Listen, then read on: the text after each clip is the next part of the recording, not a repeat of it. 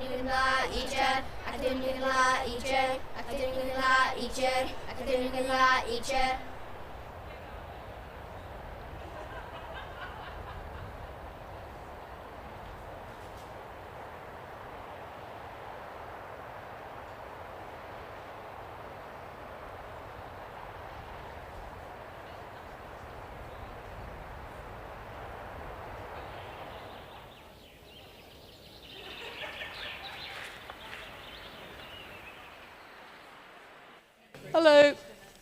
Welcome.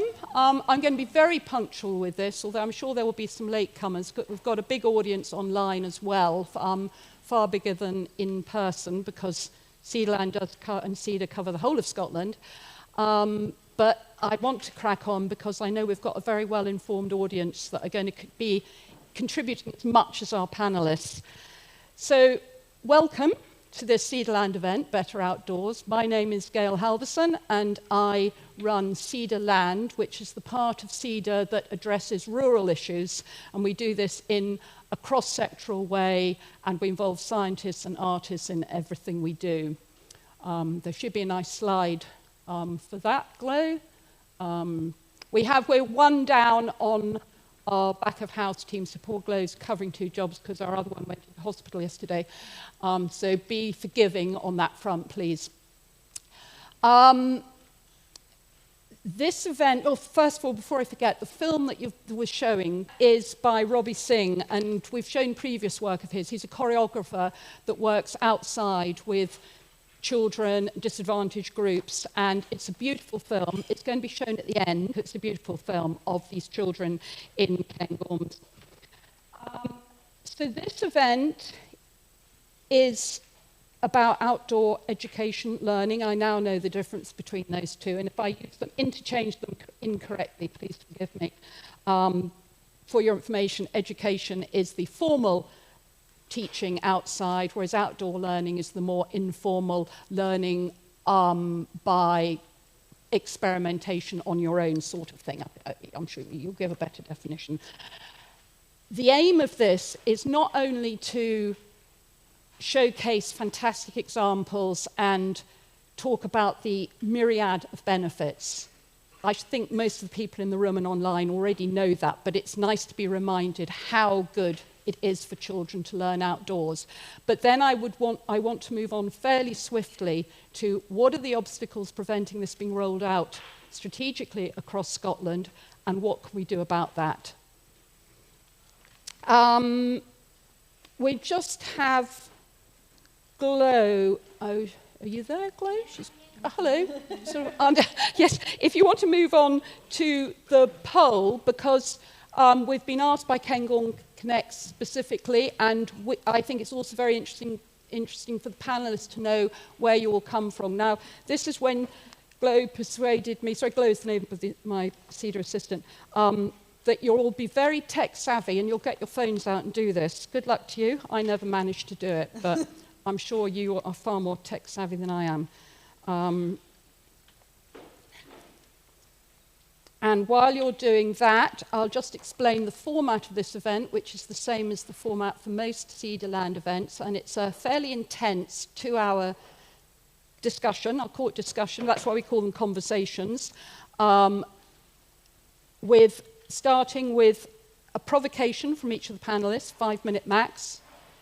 Then we move into a panel discussion, and the last phase, which is the most important one, is the Q&A with you and the online audience. So online audience, wherever you are, do get your questions ready. And I'm sure that will be very vibrant. It normally is at our events. In between, we have artists. That's, again, it's a really important part of what we do. You can tell from the mic set up here. We've got a poet and a musician. So they'll be performing in between those sections. Have we got results? So 9 other. Oh, that really surprises me, because when I looked at the list, I could, a lot of the names, if I didn't know, I was Googling a few people just out of interest, and there were several policymakers, a lot of teachers, but that's implying maybe it's just those people are more tech savvy and the rest of you are no good, but anyway. Do keep, if you haven't done it, keep going on that, please, because it would be interesting to know. Gloria, has that got the online people as well? Yeah. All right. Okay, you're all like me. Okay, what a shame. Okay, hello, Rob, nice to see you. Yeah. Well, Joe said you had long legs and you would do it quickly from the station, so congratulations, just have some water. So, as I say, I want to get through the first bit as quickly as possible to really get onto the Q&A. So now, I have a fantastic panel. There are also some really good people in the audience, and I might draw them in occasionally, partly because Carol Murdoch, unfortunately, her mother died 2 days ago, so she naturally cannot come, which is a great shame, but I think other people can cover what she's going to be saying, and I will say a couple of words on her behalf. I'll introduce the artists and the panelists as they speak, but I'm not going to spend long. The biographies are on our website, so if you want to know more about them, please do. Just look at the website. I'm going to kick off with Alexia Barrable, Senior Lecturer in Education at Margaret University. Yes, you do. You need the online audience. Okay, I can see a green light. I've got some slides I'm hoping will come up, and I'm hoping, if you don't mind, I'll just stand, because I can't speak sitting down because I'm Greek and I have very busy hands, so I speak with my hands. So I want you to think about a species, hopefully it's going to come up. Yes, so imagine a species, a very adaptable one, who has for hundreds of thousands of years evolved to live in the savannah, in forests, and in tropical rainforests as well. Now, we find ourselves here, however, and unfortunately there is a big evolutionary mismatch. We've evolved to be in that, and we find ourselves in this. And that's a cause of a host of what we call modern diseases, including cardiometabolic syndrome, obesity, diabetes, chronic stress, and also very, very importantly, in rising mental health challenges. I researched time in nature and human-nature interactions and how they impact our health and well-being. We know that time in nature can reduce stress, anxiety, and depression. It can change our affective state, making us happier. It can reduce cortisol production, which is the stress hormone. It's a bit more complex, but that's part of what it does. It can stabilize our heart rate and blood pressure, improve our cognitive function, but also has an important impact on the cognitive development of children as well. It improves immune function and immune development, and also restores attention. And we now know that there is a minimum dose for this. So we know that for adults, 120 minutes a week, either in short 20-minute sections or in one big go, is the minimum amount for us to be healthy and feel good. Nope, it's another slide. I'll keep it short. So I think we need to advocate for nature-based education. We need really high-quality environments. That means biodiverse school grounds. We need meaningful and intentional nature experiences. So we need our practitioners and our teachers to know what they're trying to do and what they're trying to achieve in nature. I advocate for nature and dirty play. Dirty play is playful interactions with microbially diverse environments, lots and lots of microbes basically on our children. Nature connection, connecting with the natural world and feeling a part of it. And I think we need education in, with, and for nature. Thank you. Thank you. Thank you. That was very to the point, because I know how much you've got to say. So thank you, Alexia. You summed it up, but you'll all have a chance to say more later. So thank you. And Davina Bowers now is head of the Forestry Nursery and Junior School at Merchiston Castle School. The next two speakers are two nursery and primary school teachers. Well, they'll explain a bit more what I mean by that, but they're deliberately chosen because they're venturing into primary, and I think that's what we want to do. So over to you, Davina. Because I don't like to be still. Just like most of the children that we have and know, they like to move too. So I set up the Forest Nursery and Junior School at Merchiston Castle 2 years ago. We opened in September 2024. We are an independent school, part of Merchiston Castle. But what I suppose is different for us and is our USP is that we don't stop outdoor learning after nursery. We've got the most fantastic outdoor nursery. I would invite you all to come and visit. It really is an extremely special place, and I feel very lucky that actually we've got one of our nursery teachers here. So if anybody would like to know more on a granular level, please do speak to Tabby, who's sat here in the front row. So traditionally in schools, children will go to outdoor nurseries. That is definitely becoming more prevalent, which is wonderful to see. But what we have found, and I have found as a parent and also as a teacher, is that when you come into primary education, that sort of stops. All of this nurture, this care, and the absolute intense level of education, of practice for our nursery children tends to stop when they come into primary. And we have reduced their sort of capacity for outdoor learning to that traditional, we're going 1 hour a week down to the woods, we'll get our wellies on, and we'll have our 6-week block. The sad thing is that no matter where it is, who it is, all of those children come back and will say that they have had the best time ever. And the teacher will come back and say, little Johnny was amazing in the outdoors today, you know, having had a really, really tough and distressed morning. So the idea being that we would continue education in the outdoors right the way through the primary, and because it is a new setting, we have the ability to do that. We have a commitment for primary 1 for 50-50, and that is the bare minimum. For primary 2, it's 60-40, and then from primary 3 up to primary 7, it is 70-30, and that's every single day, that commitment to being outdoors. Obviously, with the autonomy given to the teachers, if they feel that a lesson would be better taught outside, then they have the autonomy to do that. So that's a bit about what Merchiston, the forest at Merchiston is. For me, when Gail said a provocation, you know, it's why is this not happening everywhere?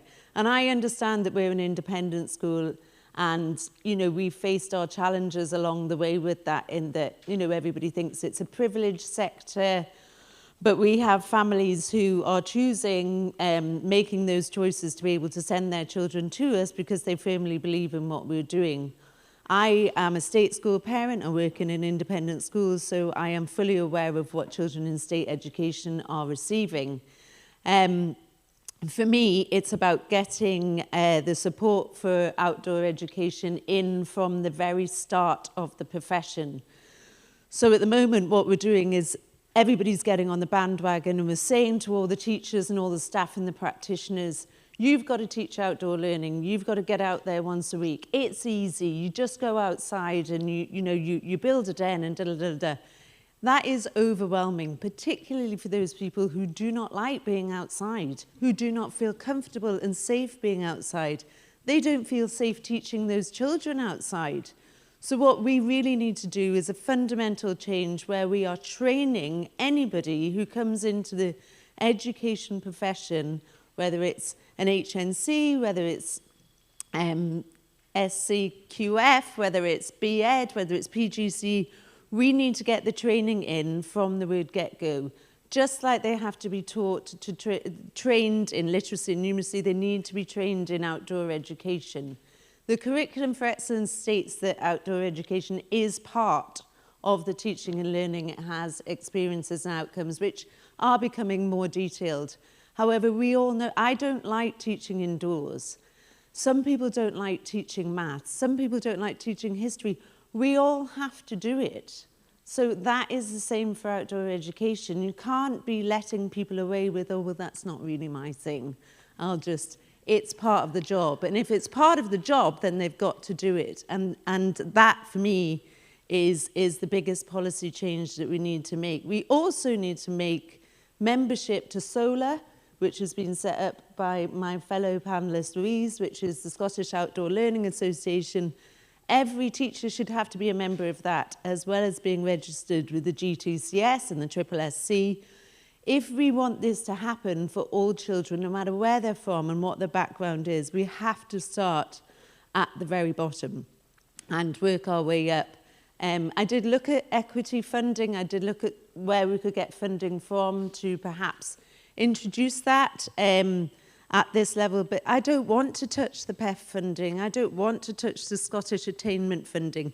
That is for those children who are in dire need of lots of different things. Outdoor learning should just simply be part of our curriculum, and together with the policymakers and with all you fine people, we can actually make that happen.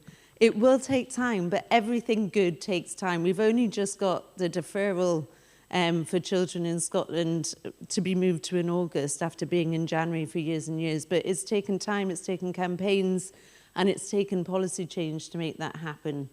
So for me, yeah, we do work in a really privileged place at the moment, but we are a ballpark. What Louise is doing, which she's going to tell you about now, is incredible. And it's about just everybody coming together and doing it, for me, from the grassroots up.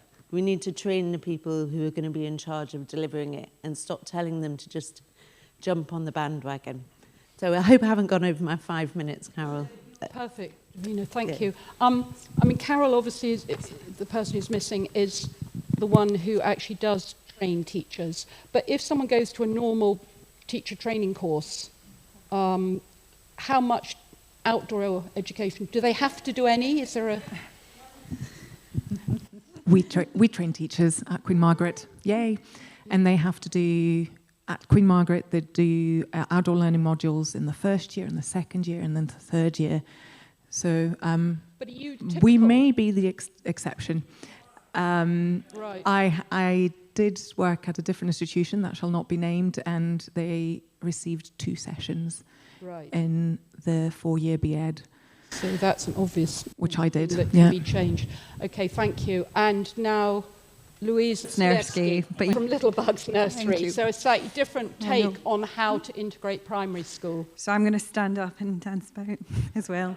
And Gail's told me I've got 5 minutes, so I better go on it. Okay, so hi, I'm Louise. I am the owner of Littlebugs Outdoor Nursery. So I come from a bit of a different background in the fact that my previous life, I was a retail manager. I did a degree in retail and consumer studies, and then I decided, do you know what, I'm going to leave and I'm going to become a teacher.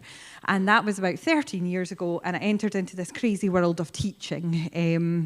And it was really fun and exciting to start with, but as soon as I started to progress through my career, and work my way through different age groups, I saw that there wasn't a huge benefit to teaching children indoors. So one night after coming home, I was a learning support teacher at the time in quite an area of deprivation, came home and said to my husband, Paul and audience, I think we should open an outdoor nursery. I think that might be really good. And he went, okay. And so we did. So we now have 2 outdoor nurseries, one in Fife and one over in South Queensferry. I'm very proud to say that in the last 5 years, we have welcomed over 400 children to our nursery. So we can do that. I'm very proud of that. We can do that because funding allows us to do that. So funding typically follows the child, but that's a different argument. And it means that children from the age of 3 get their 1,140 hours through the Scottish Government, and we are partner providers with West Lothian and Fife Council. So that equality kind of runs right the way through our nursery. So we all collectively came together as nursery owners, and we all used to sit and moan about, oh, nobody listens to us in the sector, or us outdoorsy people. So we decided to create SOLA, and I'm talking about the royal we, because there's a few of us actually sitting in this room that are all directors, and we now take things forward, government policy, and try and support parents, the sector, and teachers within that as well. But on a personal note, I didn't want outdoor learning just to stop when children went to school. So we've started up a new initiative called Wild Bugs, and that's in South Queensferry, and that's for school-aged children who are perhaps not coping in school or not able to access school, but that's not just exclusive to them. It's maybe for children who just actually want to be outside, and there's nothing wrong with that at all. So I'm sorry, could you just go back one slide? Sorry. So really, everybody sitting in this room knows the truth of, we all agree that, you know, outdoor learning works and it's a really great thing. So what outdoor learning looks for us at Little Bugs is, it's not an alternative, it's not tokenistic, it's something that's embedded in every single day. We don't have indoor spaces. We have real emergency shelters, but that's it. I've got children outside 5 days a week, 10 hours. There are some 2-year-olds that attend with us full time and are out 50 hours a week in all weathers, 50 weeks of the year. And they thrive and they love it. We're supporting children to understand the world around them. We're giving them real-life examples of learning. They're using literacy and numeracy in aspects of learning. And I think the really important thing that we're also teaching them is land stewardship as well, and their responsibility. And that's not, you know, the nice hugging trees thing. That's the, if we water a plant, it's going to grow and it's going to provide us with food, it's going to provide us with flowers, it's going to support insects, etc. So for us, that is the real learning for sustainability for our 2 to 5-year-olds. And again, we offer that alternative learning environment for some children who may be neurodiverse. They would present in a completely different way if they weren't outdoors. And I think that's a real big challenge in the sector, not just in early years, but right the way through into primary and secondary as well. So could we pop on to the next one? Thank you. So I think we've really overcomplicated something that should be really, really simple. So it shouldn't be seen as an extra. It shouldn't be we ticked the box because we went on our wee trip to the forest, or we went and did, you know, went on our trip to the beach once a year. It shouldn't be like that. It should be meeting daily curricular needs. It's not an extra thing. We have a curriculum for excellence, and it's a fantastic curriculum, and I actually don't think we're flexing it to the full capacity that we should and could. And we should be meeting those daily needs through outdoor learning. I think there's huge confidence gaps, definitely what my colleagues are saying. So I did a postgrad, and it was a year's course, and I had 1 hour of outdoor learning at a university I shall not name. Otherwise, they were really good. But yeah, it was really disappointing. But I think we need to build that confidence in early years and beyond. We seem to be getting there in the sector, in the early years sector. And I'm going to talk a little bit about that in my next slide. But also the system fear as well is something that I want to point out. If teachers haven't ticked a box, done their monitoring, tracking, have a worksheet to prove that a child knows something, then they live in fear of that day they're going to be inspected or pulled in by their head teachers and their deputy heads and questioned as to why they don't have evidence for something. That actually a child may not have the ability to physically write, but if you took them outside, they would be able to measure, show you different shapes, and they have that concept and understanding. We as adults don't all learn in the same way, so why on earth do we expect our children to learn in the same way? To me, it's crazy. So it's not just about the forests, it's not just about forest school, as lovely as that is. It's really about making that whole shift in thinking. So it's about time and training of our educators, and Queen Margaret University are just doing such an outstanding job at doing that, and Alex and her team are great, and they're really taking that beyond the early years into primary as well. I think we need to rethink our monitoring, tracking and assessment and national testing of our children, because I don't think it's healthy. I think it builds anxiety in our children, and actually taking them outdoors, we know from research, releases that anxiety. So if they can do something in the real world context, does it really matter if it's written on a worksheet? And also, can teachers be gathering evidence from photographs, or you know, we have floor books at our nursery that we gather evidence from. I don't see why that can't then merge into primary school. And it would make teachers' lives a hell of a lot easier. And I think that we need to use the current documentation that we have in early years. We have such amazing documentation like My World Outdoors, Out to Play, just handbooks of here is outdoor, just handbooks. Here is outdoor learning. Take your children outside, and these are a list of activities you could do, and that's just the starter. But it seems like they kind of stop at early years. I know I'm blabbering on. It seems like they stop at early years, and I really think that they need to expand into primary and secondary care, 100%. Welcome. I hate stopping all this. So you've got the passion, and I don't like stopping you, but the passion can come out later, don't worry. And I'm glad you mentioned how good Queen Margaret is. University for outdoor education. It's leading in the UK, if not broader. Yeah. That means, but can I just say yes. it's not Alex and her team, it's other people. Yes, well, you and Patrick are sort of running it, and it is leading in the UK on outdoor education. So we've had two who are sort of working within, have made their own environments to make this all possible. We've now got the two that I would say are at the coalface. These are two, so a ranger and a teacher from Mid Lothian Council who are trying to work within the system and have been for a long time, and I've heard their pain. But it's important we hear, because they are dealing more with secondary school teachers, students, and special needs students. So I think it's really important, because we want this outdoor education to be all the way up the education system. So if we could have Jo first, please.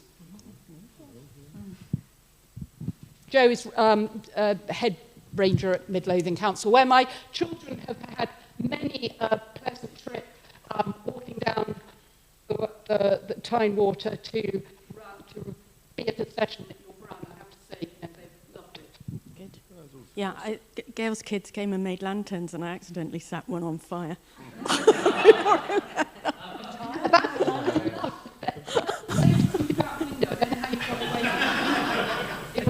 It was self and hasty. Can you keep the microphone near your mouth? Yeah.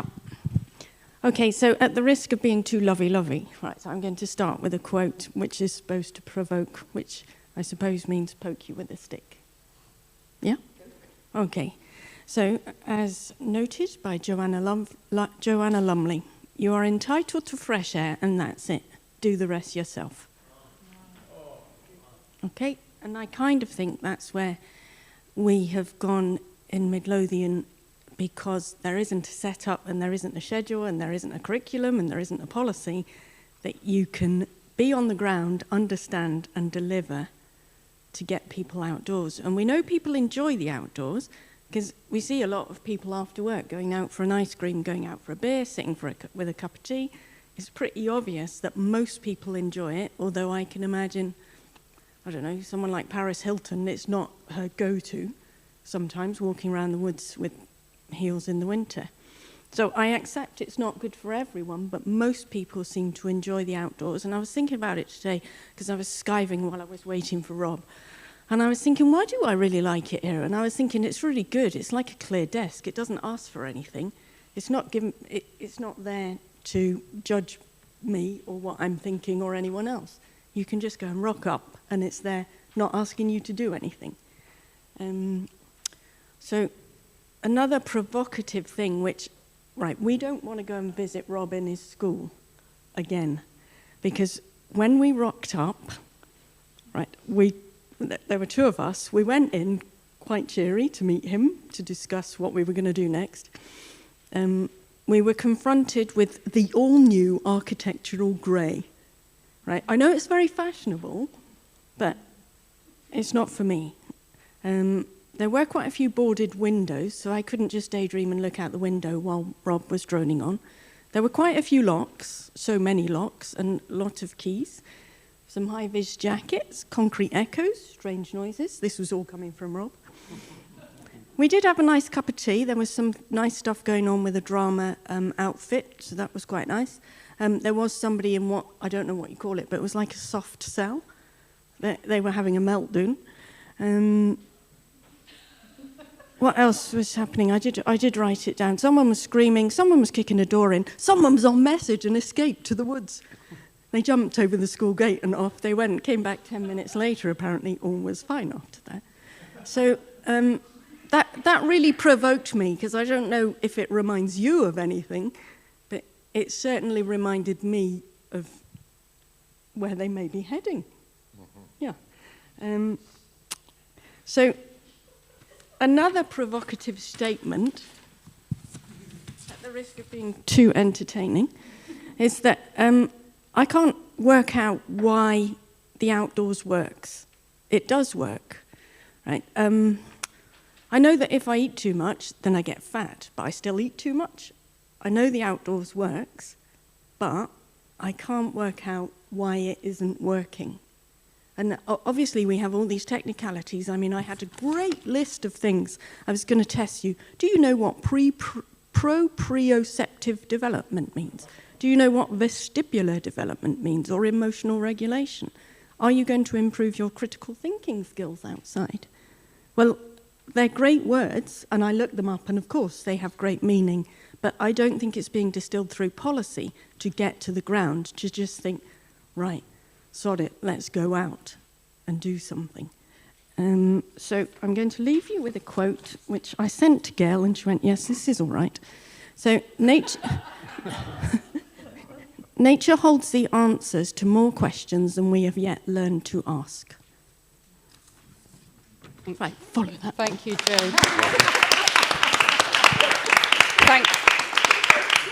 Thank you. And I appreciate your bringing so much humour into. I've seen when you're at the end of your tether, and so that's great. And I forgot to credit you for the title. The title was nicked from Better Outdoors from Jo. Rob. I'll stand as well, if you don't mind. A teacher from Beeslax High School in Midlothian. So who with Jo, single-handedly, these two are trying to take children outside, the only people in Midlothian who are trying to get children outside.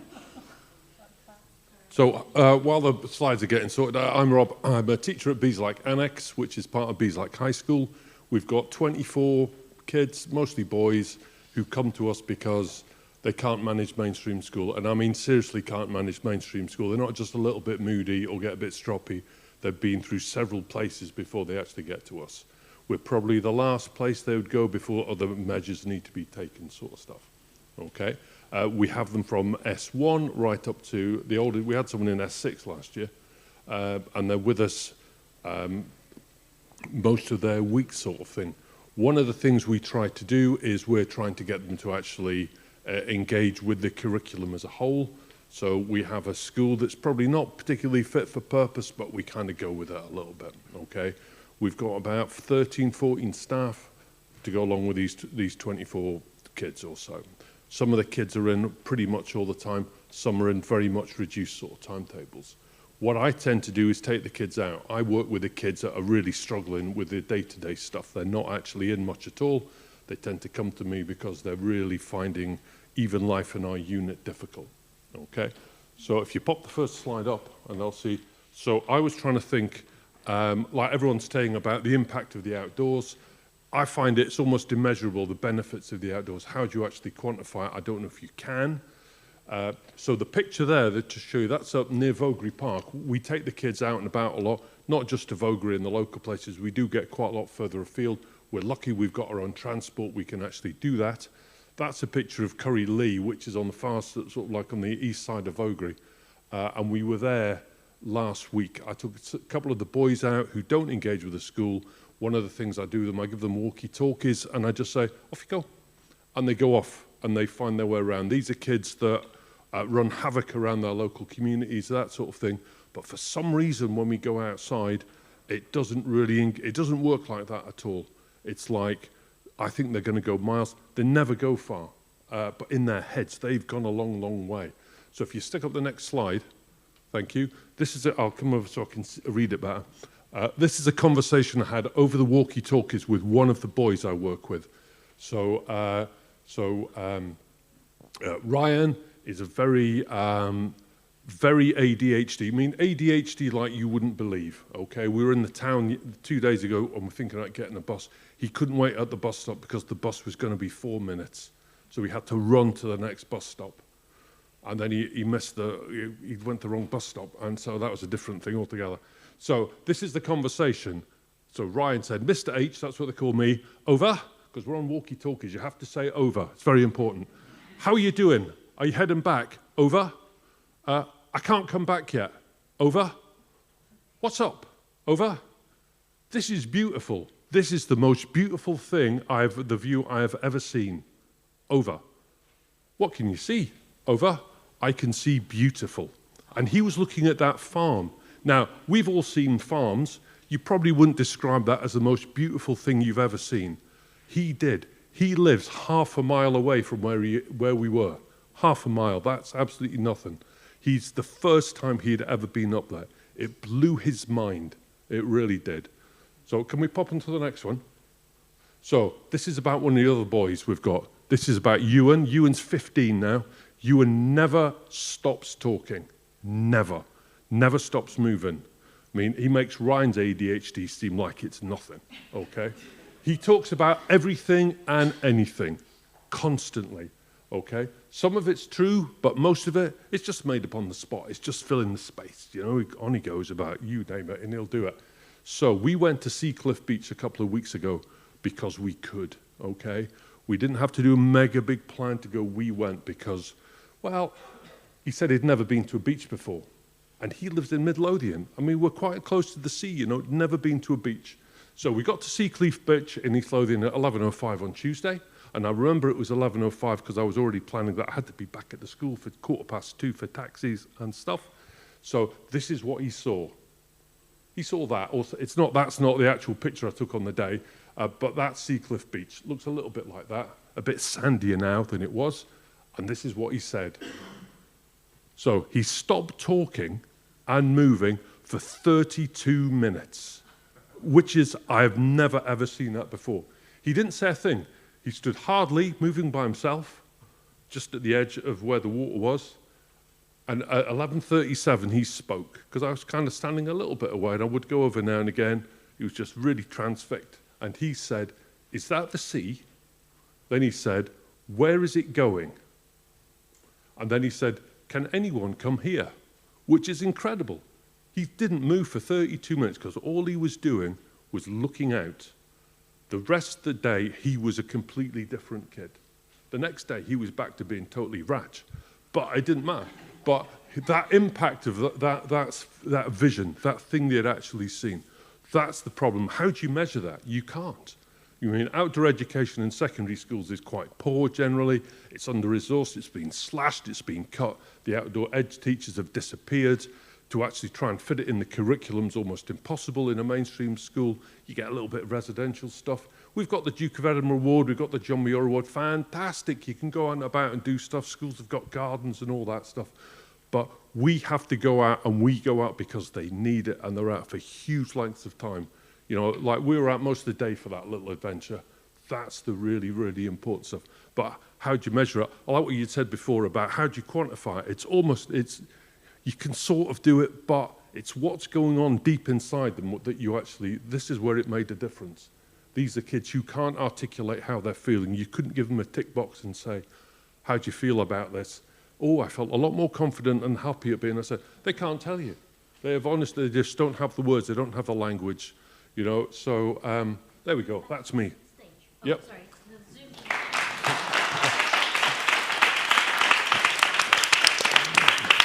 Thank you, Rob, for that very moving testimony. It was absolutely beautiful. I know the farm, Curry. We are the next farm along. And I was interested, you said that they won't go far. I wish I could say the same about our children. I mean, the reason I'm passionate about this is our children were brought up fairly ferally. There's a horn that was blowed at supper time, and they were meant to appear. But certainly our youngest did wander one time as far as Vogrie. And then when she finally got back, walking from the other direction with the parent of the friend who she'd gone with. So I said, well, how come you've come from that direction? You'd walked off. Oh, well, we hitched back. She was 6. So you got an anecdote from the other side of things. Thank you. Now we will have our first artistic interlude, and this is Sophie Cooke has been commissioned, courtesy of the Open University Scotland sponsored this, and she's been commissioned to write a piece for this particular event. And Sophie is a regular contributor to SEDA Land, and she is a poet and a novelist. So, Sophie. And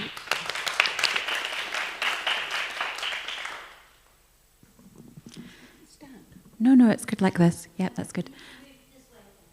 Oh, right, yes, I was told. Okay, you're sorry, you're going in the middle because then they can home in on you. Then the people can home in right in on you Okay. online. Hi. So when I was thinking about this, when I was making my notes, I was thinking about how outdoor learning can be a way to bridge the brain and the heart, because being outside like positively stimulates the body, and the heart is in the body. And I love the fact that Joe, that quote, that's crazy. So Joe's quote was, "Nature holds the answers to more questions than we've yet learned to ask." And this poem is really about the questions that come from the body, and speaking to the mind. So the poem's called "The Question in the Leaves." To learn is to explore. Ask the question. Let your mind and body step beyond the place where things are set and stay the same. The real world's fractal, not man-made, irregular and infinite. It meets you, but every day the question that you need to ask will slip and drift away. Your skin, your heart listen to what the wind says. Air pressure sits differently in your lungs, depending on the day, and light through trees, shifting with the leaves, listens to the things you wordlessly speak. Your friends, your classmates speak their own words too, in what they do. There are so many more ways to know what you are facing, to try, to imagine, to create. Build bridges in your mind, one of which will support your weight. This is where you learn numbers and the reason for numbers, words and the reason for words, life and what it means to live, being part of that endless moss of breathing things that expands to make space for you, that constantly waits for you to take a step outdoors, be here, breathing with it, understanding it, being accepted. Thank you.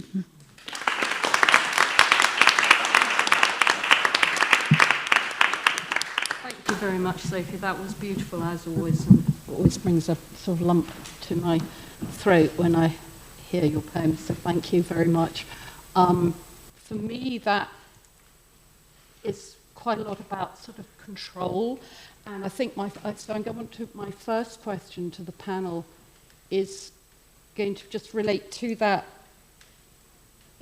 sense of loss of control, and that we seem to, as a society, have to control everything.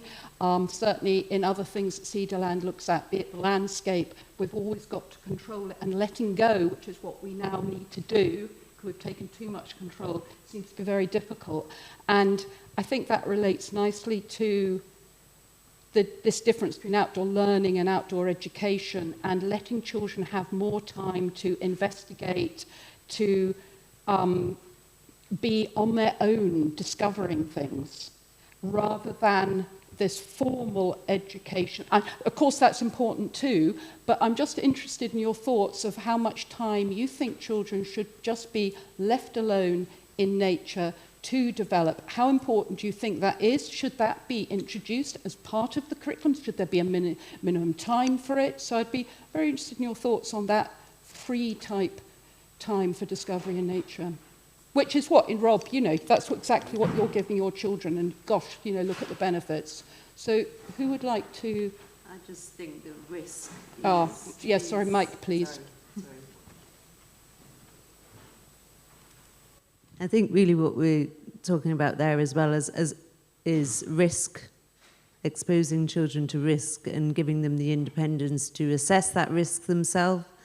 You know, there's a quote, I can't quite remember what it is, but something along the lines of, tell me and I'll listen, show me and I'll see, but let me do it for myself and I will remember it. And, you know, people talk about resilience all the time, and you see these workshops, teach children to be resilient. You can't teach resilience. You can offer opportunities for children to become resilient.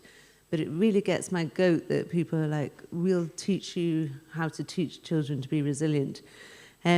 Children become resilient by learning through their own actions, from having real life opportunities. You know, we bound them, everybody, in cotton wool and tape, so much so that they're scared of their own shadows. They're scared of, the amount of children that you see now who are scared of dogs. And I know that's a really odd thing to point out, but it seems to me like there's been a massive rise in that. And I don't actually think it's the dogs that are the problem. I think it's just we're constantly trying to protect our children. And it's no wonder, actually, because we're in this world where children are exposed to things far too young. The impact of the internet and the social media, the stories that you hear, you can understand why parents feel that level of concern and that need. When we were growing up, my mum shut the door at 8:30 on a Saturday morning and then opened it up again at 4 o'clock. Yeah, I still think, are there not two distinct things here? The risk and fear, which is another whole thing, and I get that, but time alone, sort of time to discover it. You were saying that there's no evidence, but presumably Alexia is the one that had the evidence for I can how speak good for the this is. research. Well, a little bit of it. So my work is, some of my work is around nature connection, which is the psychological construct idea of feeling part of the natural world. And we know that from hundreds of studies that feeling connected to nature has the same impact on our well-being as does a higher education level, higher income level, and apparently being married, but I'm not sure which way that goes. So it's something that, in terms of higher education and higher income, is something that we actively want for our children. And yet nature connection isn't one of those things that we decide is the important thing to be teaching them. And nature connection doesn't always happen in nature, so it can happen in a variety of ways. But one of the main ways to support nature connection in younger children is letting them spend time in nature alone. So we looked at hundreds of adults and we asked them about their childhood nature experiences, what they did in nature as children. And we found that the biggest predictor is spending time in nature alone. And the second was spending time in nature with friends. Further down the line was spending time in nature with families. And actually, a non-significant predictor was outdoor learning in schools. Sad. Mic drop. I don't mean that we shouldn't be doing outdoor learning, is that if what we're trying to achieve is nature connectedness, nature connection, we need to think about the sorts of experiences that we're giving children, and we need to offer them the time. In school, I don't know. Out of school, I don't know. I'm just a researcher. So, yeah. Yeah, I mean, I think one of the problems is so often it gets back to the teachers to have to make up for what's not happening at home. And at the moment, so many children are shuttled from one organised activity to another after school. They just don't have that time on their own. Yeah. When we were young, we used to lie on the grass and look at the clouds go by, but children don't have time now. I was recently speaking to a Danish researcher, actually. They were looking at Danish forest schools, which are very ubiquitous, they're very common. And he was telling me how in conversations with parents who send their kids to forest school when they're young, the parent kind of, they outsource that nature contact, and because they feel they don't have to do it. Well, they've done nature today. They've been there all day. Now we can take them home and we can do all the other stuff. So there's always that danger as well. Okay. Does anyone particularly want to add more to that, or should we move on? We move on. But I would at this point, just because Carol Murdoch's not here, just introduce Matt Robinson, if you wouldn't mind just making yourself known. There you go, sorry, give me Gormless, who is CEO, he's got a horrible long lot of titles here, CEO of Learning Through Landscape, Scottish Outdoor Learning Strategic Working Group, etc., and advises the Scottish Government on outdoor education. And so, Matt, I don't know if you want to say anything about yourself or whether I'm just giving you the opportunity, if you ever want to answer one of the questions, please, on sort of Carol's behalf and your own behalf, do feel that you can answer them as well. So did you want to say anything to that one, or? No, that's fine. Slightly sort of more practical type question is the problem in the curriculum? From what I understand, the curriculum does say that all subjects can be taught outside virtually.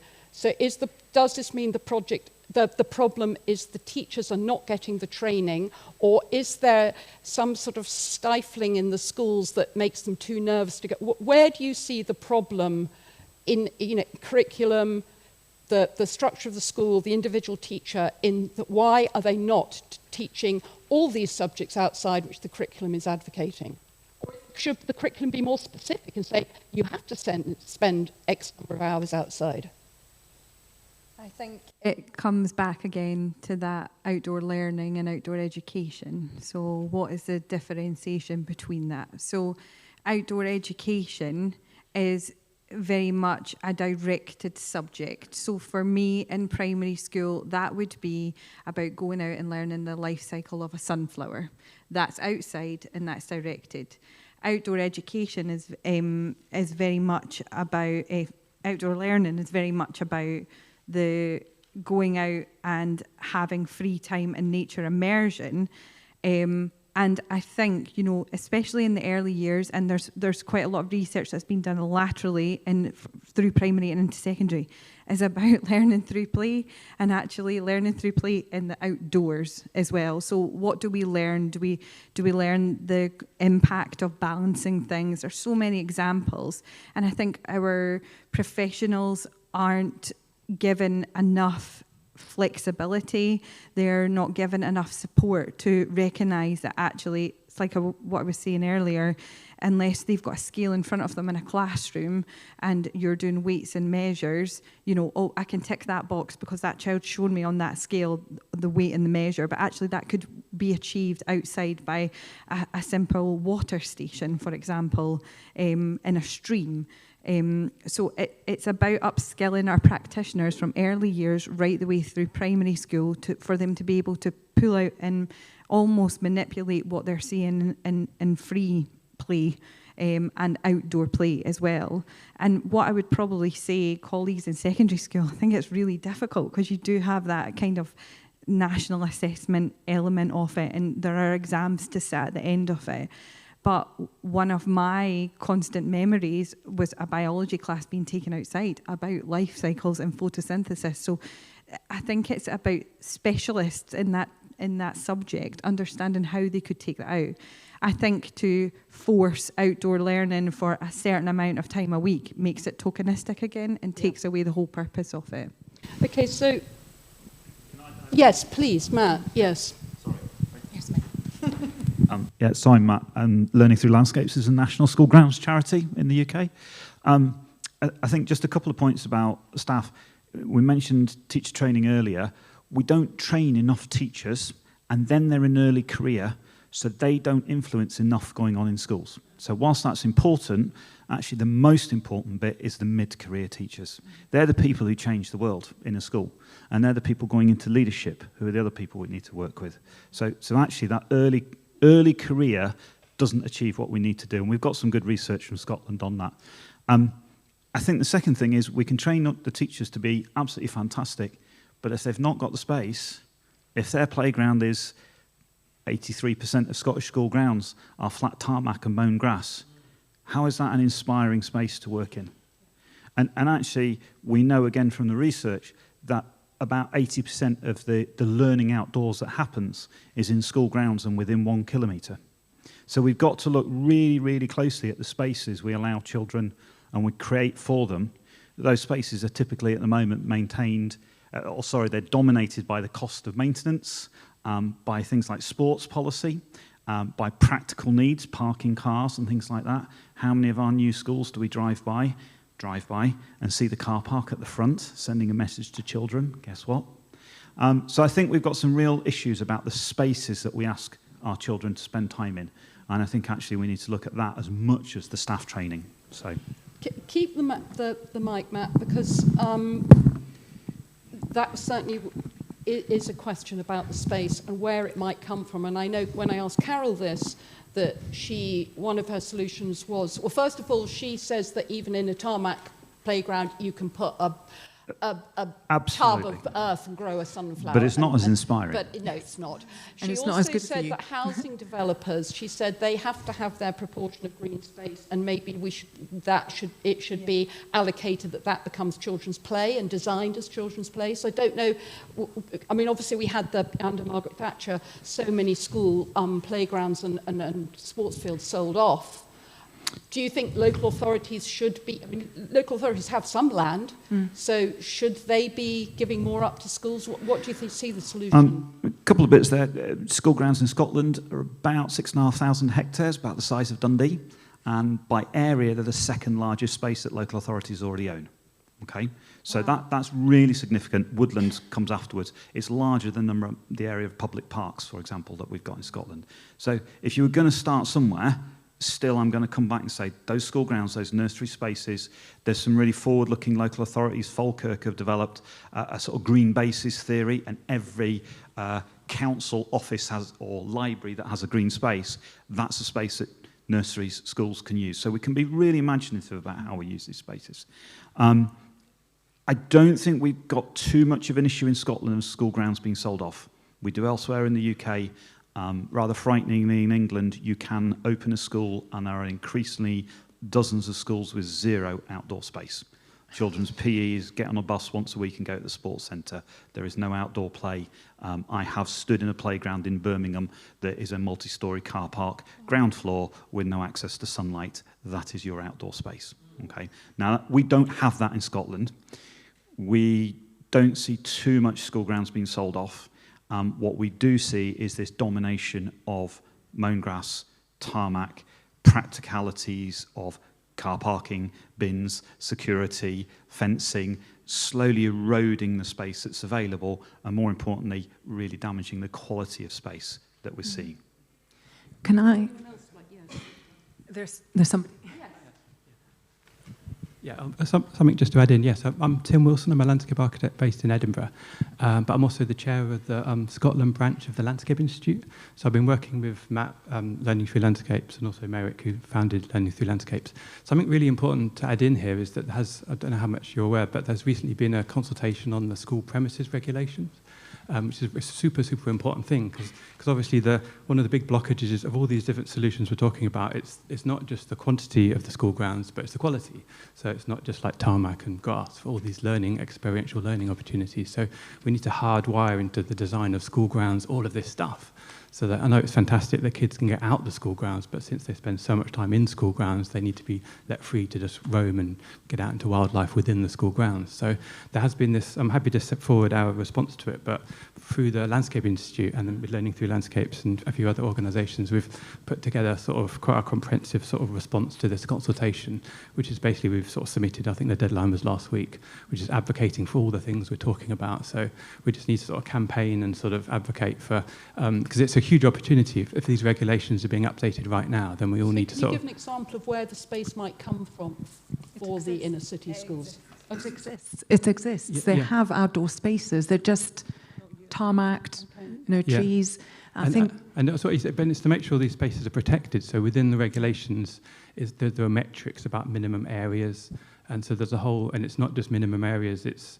there's questions about how much should be the balance between the artificial and synthetic pitches versus kind of planted wild ecology areas. So it seems like this pivotal key moment that these regulations are going to be updated, that we all need to sort of kind of get in on and make sure it's because this is it's a really important opportunity. So there's something else just to add in, which is a huge problem about the construction of new schools, which is also something we're looking at with the Landscape Institute, is that it's about the procurement. It's about how procurement works in Scotland for the construction of new schools. Because hardwired into the whole system is basically we're building really bad schools. And the reason for that is because of how procurement works within Scotland and how contractors are appointed. I won't get into all the details, but the size of contractors that can bid for projects. And even within individual projects, the stage at which different consultants were appointed, often the architects were appointed first. Landscape architects often come way down the line with ecologists and stuff, so that by the time often we're appointed on projects, the school building footprint has been fixed. They've already started construction, and we're sort of asked to come in and sort of fill in the green bits. And so in terms of actually, if we want to maximise sort of all this learning stuff within the school grounds, then we need to figure out how the school is designed and the procurement process. And we've been talking to Scottish Futures Trust, which is they're the government agency which is responsible for building all the new schools in Scotland. So, and we've had quite good conversations with them about all these problems with the procurement situation in Scotland and what can we do to kind of improve that sort of thing. So I think there's some real structural, systemic things we need to fix that we're trying to help with, basically. So, I mean, I think sorry. Can I bring together your first question with the second question? Yeah. Because we're forgetting that children have breaks in school. It's about an hour a day that they could be spending in a biodiverse, healthy, microbially diverse, and all these wonderful things, wild place that offers opportunities for risky play, offers opportunities for getting dirty, getting closer to nature, and all these wonderful things. It doesn't have to be the structured time of lessons, but if we fix school grounds, as these wonderful gentlemen are saying, then we're bringing this space to children.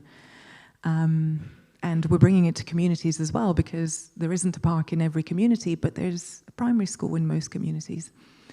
So I think that is one of the big levers that we need to be pulling. And in terms of the physical side of the playground, certainly, is it in Holland that they're now ripping up a lot of the concrete playgrounds and leaving it as mud? Having spent some time last year going around playground tours in Holland and Belgium, I can answer that one. Yes is the answer.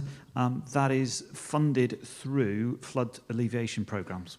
Wow. So nice. Over in Europe, they tend to use what they call tiles, paving slabs as much as concrete, and schools are paid for each one that they lift up and get anything between 10 and 20 years worth of maintenance to maintain the greenness on that.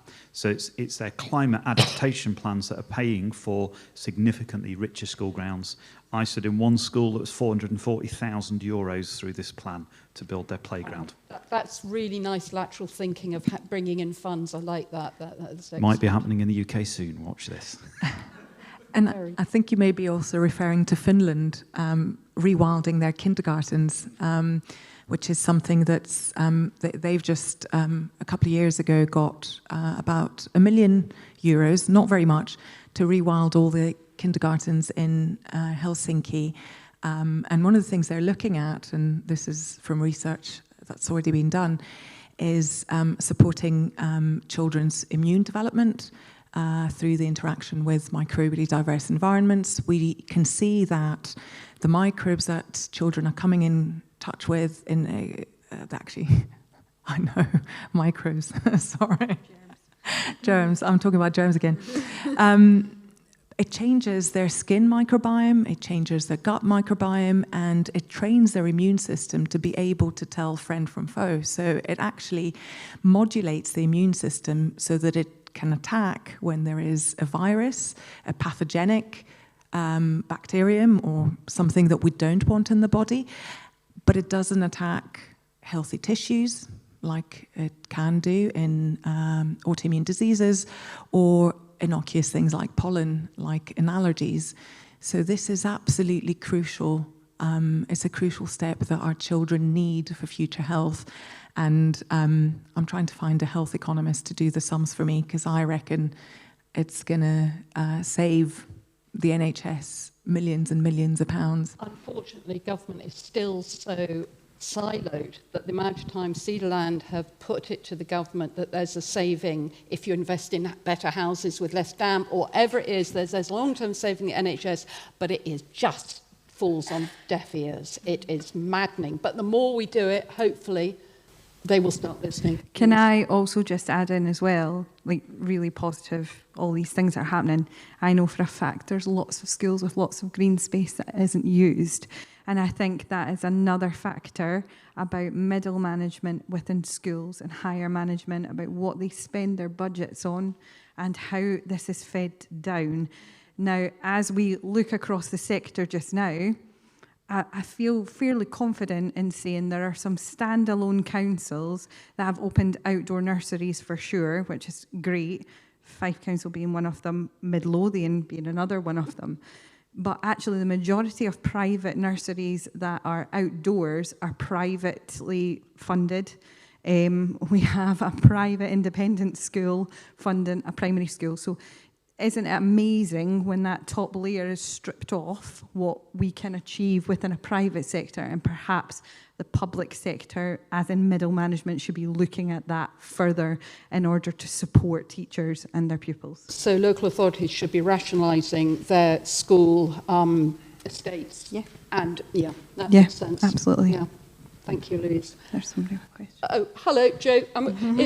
This is very informal, so it's fine that we're turning into a Q&A, but I will officially be making a break between the panel session and the Q&A with the audience, but go for it. Is it okay for a Q? Yes, of course. All right, for a Q. First of all, I'm Professor Joe Goldblatt, Emeritus Professor of Queen Margaret University. And Alexia, I've never been prouder of our university than this afternoon. Thank you for the work you and your colleagues are doing. To the gentleman's comment about mature teachers being the group that needs to be targeted, I would like to ask the panel, is there a group within primary and secondary education of teachers who belong to an outdoor learning group? For example, my field is religious moral education. We have an RME group, hundreds of teachers all over the country who meet annually. Is there a way to better target that group and also to target head teachers who have a tremendous influence in the schools? Thank you. So I would say yes, there's Scottish Outdoor Learning Association, which is SOLA, and that's very nursery early years. But what I will point out as well is that we have a group of set up by the Forestry Commission called OWLS, Scotland Owls Woodland Learning, and they've got different regions throughout. And I am aware, I don't know if there's any secondary colleagues on those groups, but I am aware that there are some senior leaders within those groups as well. Matt, you'll probably know some more. Yeah. I think the other one I would add in, watch this space, as alongside the school premises consultation that's just closed, the Scottish Government commissioned a short-term working group to advise them on outdoor learning. Basically said our policy is strong, our implementation is weak. What do we do about this? So we've been meeting for about 18 months. Those proposals have gone forward. It fits with all the election cycle. We're now in PERDA. Watch this space, I think, for some nice recommendations sat on a new Cabinet Secretary for Education's desk to come in a few weeks' time and hopefully, keep my fingers crossed, make some really positive announcements. One of the recommendations of that group was around coordination of training and support and networking, and that included one of the strongest recommendations was a really significant national strategic approach to training for outdoor learning in service, and for that being led at all sorts of level, at local authority, clusters of schools, things like that. And again, one of our recommendations was to spend money in that area had a huge return on investment. So therefore, it shouldn't cost too much, but we should see quite a change. So keep your fingers crossed, watch this space. Can I just, I just wanted to say, sort of from a teacher's point of view, this is all wonderful, and it's wonderful to hear all of these things are happening. I do think, though, you were talking about the impact of head teachers, the back there.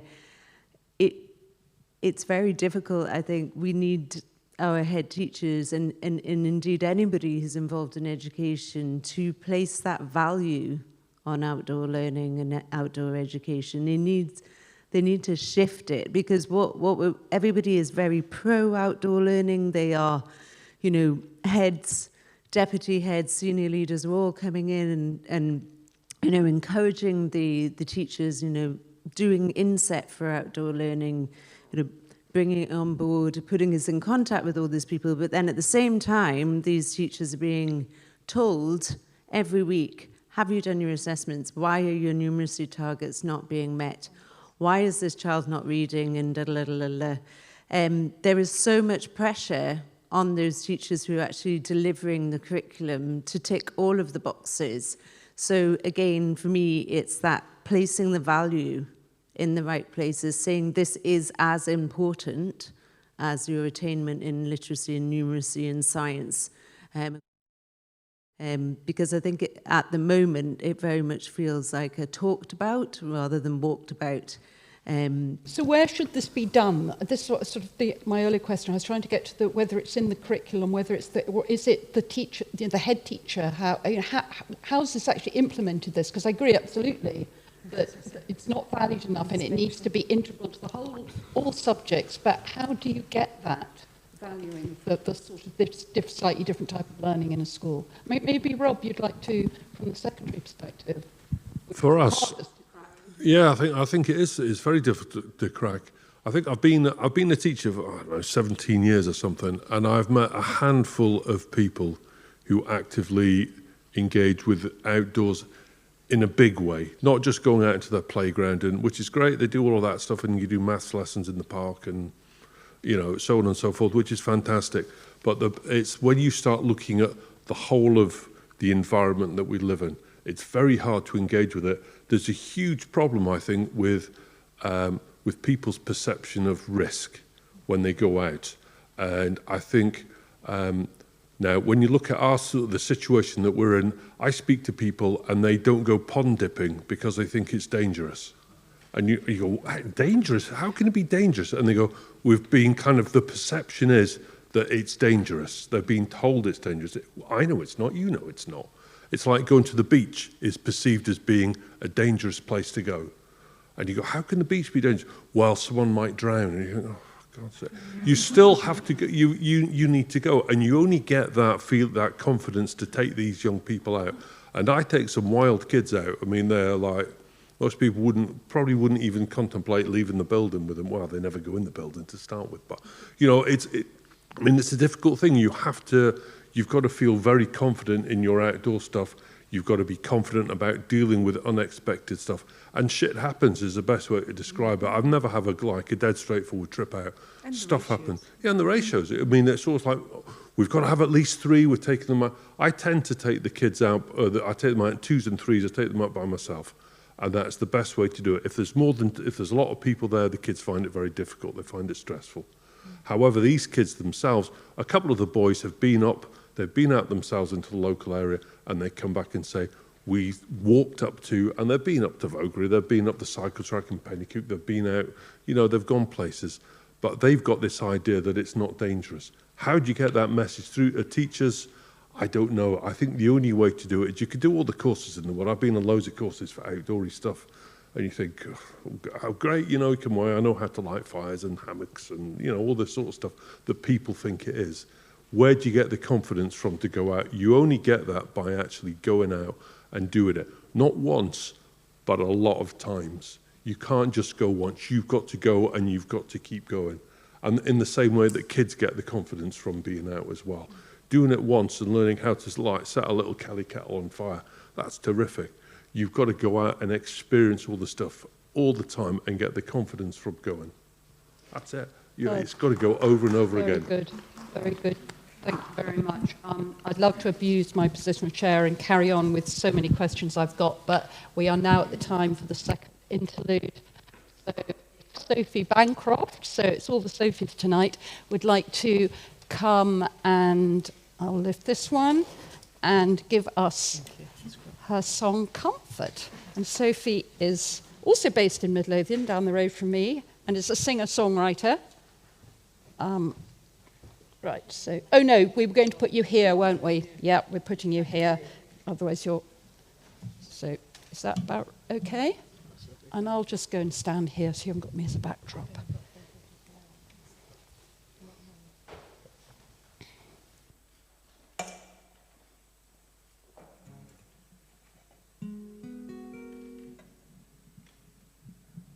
Hi, so yeah, this is a song I wrote quite a while ago now that kind of captures a slight essence of the power that I get from being outside, and everything that you guys have talked about, how it helps my mental well-being so massively. So this is my song Comfort.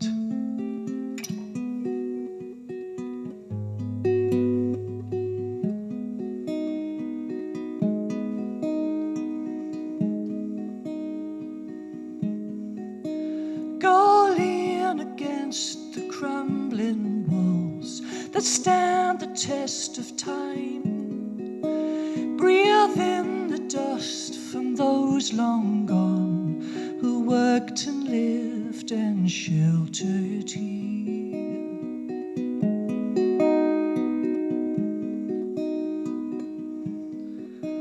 Go put your arms around the trees, resplendent in their age, then press your cheek against the bark, invite the strength and love and life. Once their world was crazy too, their leaves torn to the ground, a carpet now to lie upon, a place to shelter, safe and sound.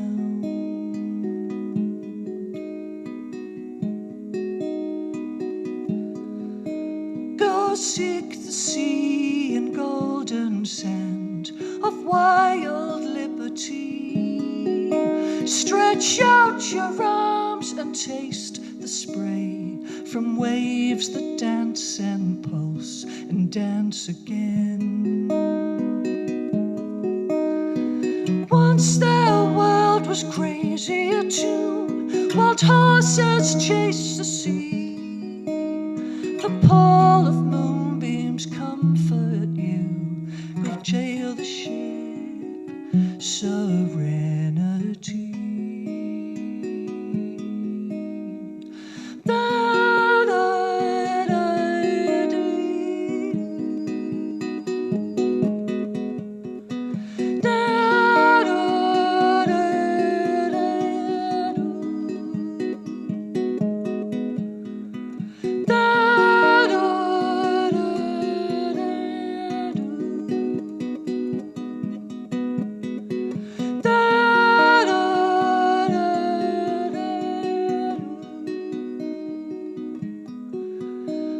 Seek the sea and golden sand of wild liberty. Stretch out your arms and taste the spray from waves that dance and pulse and dance again.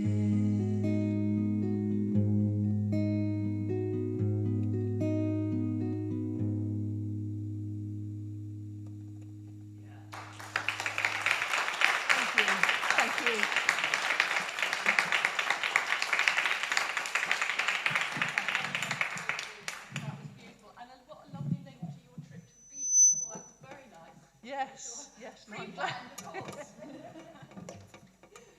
Thank you very much. Sophie has to pack up now because she's got to go and run the community choir back at home. So excuse Sophie for dashing off in the background. Thank you. Okay, yes. So this is when we open it up to the audience, and I don't know. I'm going to just first of all ask. Sorry, let me just get who. Yeah, Henry Mateus, if you wanted to introduce yourself and say anything, because you were again somebody that could have been a panelist. There's several people that could have been here. So this is the. Have you still got yours? No. Oh, that is right. There we go. I think that's on. No. Sorry. Henry comes and sits. All right. Okay. And everybody online can see who you are. Yeah, Henry Matthias. I work with Thrive Outdoors with Mary behind me, and I'm a board member for the International Play Association. And I used to work for the Care Inspectorate, and we're obviously had a huge cultural change around whether or not outdoor kindergartens, forest kindergartens, outdoor learning was a good thing and allowed and not too dangerous for children. But it was a big thing to happen, and it took a lot of hearts and minds being won over quite a considerable period. But we did it. And compared to other parts of the UK, as a child in Scotland, you're much more likely to be able to go to a forest kindergarten like the one Louise runs. And if you're in a mainstream nursery, you're much more likely to be going out every day. And that is in contrast with England, Wales, and Ireland. And we've got a huge opportunity here to spread that movement right across the whole of the school-age curriculum. And isn't it interesting just what percentage of our children going into primary school we're labelling as having additional learning needs? It's up to 43%. I'm kind of thinking, what stage do we say we've got a problem with the system rather than any problem with our children here?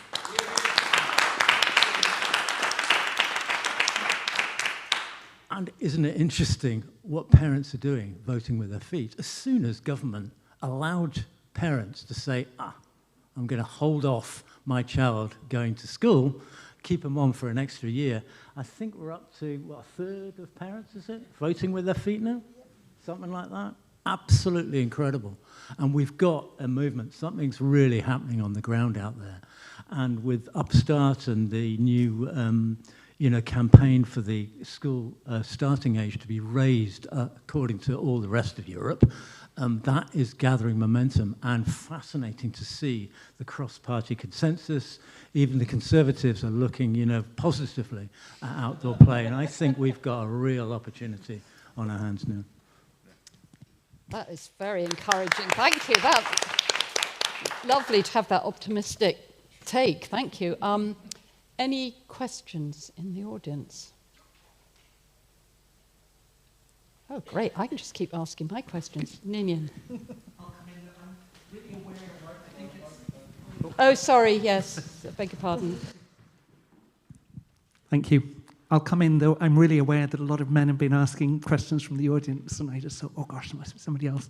So, Ninian Stewart, I've been involved in the Centre for Stewardship at Falkland, and also I was 10 years involved with the Children's Parliament doing kind of wonderful kind of work with under 12-year-olds around children's rights. And I've really enjoyed this session and been challenged by it. And I think I have two. One's probably just a point, and then I have another one which is a question.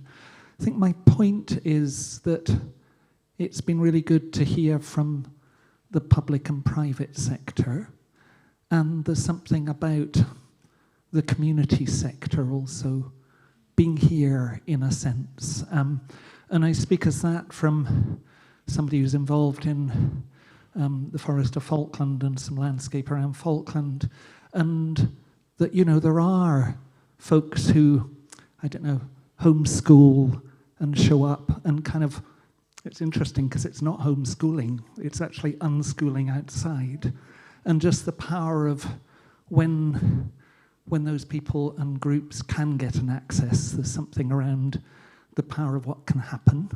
And I suppose my sense is there's a wonderful balance between these sectors. And at Falkland, it's nice because I think Mary's here, but also Sandra, who's been in 2012 showed up with a couple of teepees in the woods.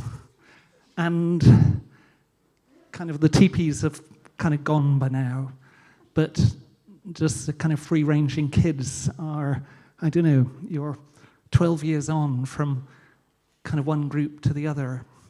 And that's leading me into this, I think a question or something that's just around for me. So I was thrown out of 2 schools. Congratulations.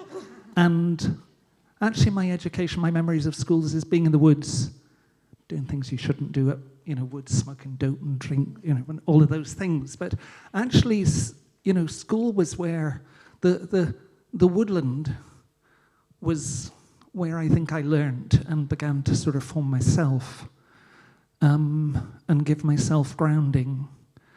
And so there's something for me around, and I lived and worked in therapeutic communities, there's something around the power of the therapeutic landscape.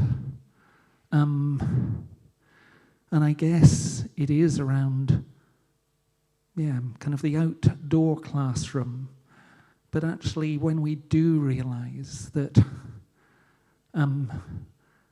we are part of a healthy ecology, and yes, we tend as humans to do lots of kind of concrete oving it, but there's something around just that, I suppose, certainly helped me through. Yes. And I think Ewan's story was particularly powerful for me, Rob, that sort of sense of, gosh, he kind of, it was just beautiful the way actually of hearing of him finding that space there, finding his own feet, losing his voice, and then actually coming through. So there's something around, nature knows about breakdown. And it knows that unless things break down, that actually you don't break through. And it's quite hard to teach that, from a classroom. Yes. I think it is that experience.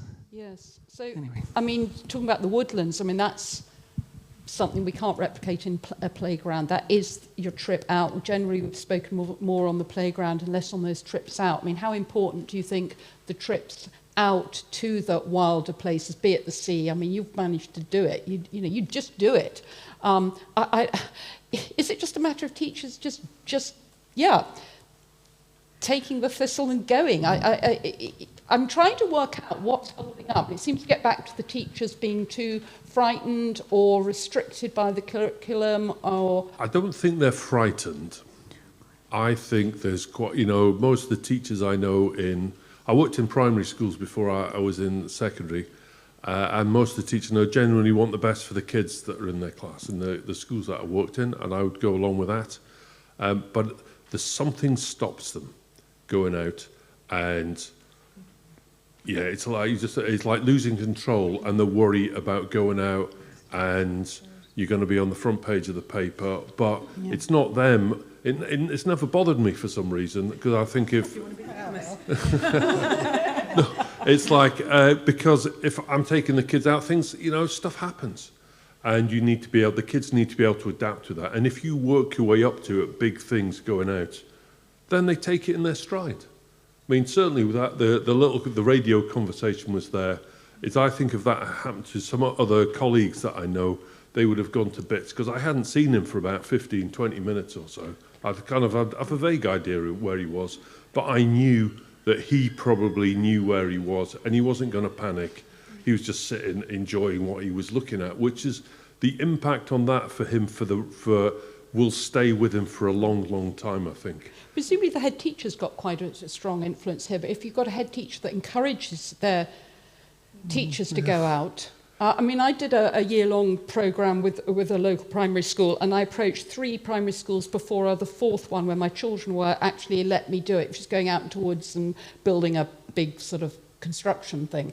But it took 3 saying no, it just didn't fit in, timetable, curriculum. It was the 4th one that said it. So I think head teachers may be a big role. I think so. I mean, the school that I'm in, it's kind of a little bit different. I have the very marginalised kids, and so quite often it's a case of they're not engaging with the regular stuff in school, so we need to try to get them at a very basic level. It's kind of like looking back to nurseries, all the stuff you're saying about it's life skills and feeling better about yourself. You can't do anything else until you've got all that stuff in place. So you have to build that up, and for some of them they're coming in at 13, 14, and then you think, where do you start when they're 13 or 14? And you know what, for some of them we go and play. And you think, here we go, they're 13, 14, and they feel inhibited when they're at school because you can't play and put your hands in the mud because they're 14. You don't do that anymore. But for some of these kids, it's really, really important. They go out and they look under stones, and they wonder why, if you put a millipede on its back, it sort of wiggles about and stuff like this, which is fantastic. But it's like to do that. Luckily, I know that I'm in a kind of a privileged position for doing that. And the schools kind of, I nearly said concerned. They're not concerned. No, they think it's a useful thing for the children to do, because the long-term benefits of it, you can engage with them further down the line. One line, 3 years of doing this sort of stuff, we're kind of edging into doing national twos now, which is pretty mind-blowing for this kid, you know, and we've been through all sorts of stuff. We dug a huge hole in one of the, down in Springfield Mill, which is near Bonnyrigg. It was really good. He could virtually stand in it, and it was like up there. And then we filled it all in because he went, yeah, someone might fall in this. You know, yeah, so we filled it in again. 2 days digging this massive hole. But it made a huge impact on him, you know? Yeah, yeah. There you go. Just 2 questions from online. We'll just finish addressing this one. Okay. First, I'm just going to give a really quick example of why I wouldn't or be put off working with kids. So I've met Ewan, and he's just a normal guy. So I give him an axe and I give him a big hunting knife, and he cuts kindling, and he's really good at it. He cuts his finger, but we don't tell Mr. H that. We just slap a plaster on and off he goes. He cut it forever. He really enjoyed it. It was fantastic. Right. And then I went to visit the school and thought, what on earth was I thinking? Why did I give this guy a knife and an axe? Because his behaviour is so different inside that I met a different person. So I can understand why, if you meet a kid in a school and they behave so differently, that you may think, well, they're out of control. I just happen to do it the wrong way round. You know, so I wouldn't think anything of giving in the next thing up the food chain in the tool shed. Do you think that's right? Alexia, then we'll go on. Alexia, do you want to say something, and then we'll go to the online? Just briefly to acknowledge and make a bit of a link with the therapeutic environments. And I want to talk a little bit about ACEs, Adverse Childhood Experiences, which, Scotland is the first ACE-aware nation in the world, which is fantastic. And our teachers are increasingly aware of what adverse childhood experiences are and what they do long-term, the impact that they can have on our young people as they grow up. About 50% of people will have an adverse childhood experience as children, and the more of them that you have, the more likely you have to have adverse outcomes in young adulthood and beyond. And there is something called positive childhood experiences. This is quite new, and being in nature is one of those, and having a relationship with the natural world is one of those. Being in nature can be therapeutic for these children, and there are programs like Nature Nurture and various ones out there. And again, a little bit like additional support needs. It's not the odd one out. It's about half of us. And we need to ensure that our system supports them. Yeah, it's interesting that green prescriptions are becoming more prevalent for adults. Yeah. But that hasn't stepped into sort of the child side. Yeah, but do we need to get to that stage? Yes, we do, don't we? Gloria, would you like to read out one or both? I can just do both of them. Time, maybe. Yeah. Magda, our dear chair of SEDA, said, it is really difficult for the children to navigate the change between primary education that focuses on well-being and secondary education that puts focus on academic performance. How can we ensure that outdoor learning is not an afterthought and available to all children of all age to strengthen their connection to nature, resilience, and sense of belonging? And making that so transition. Some practical proposals here from people. What do we actually do to move to...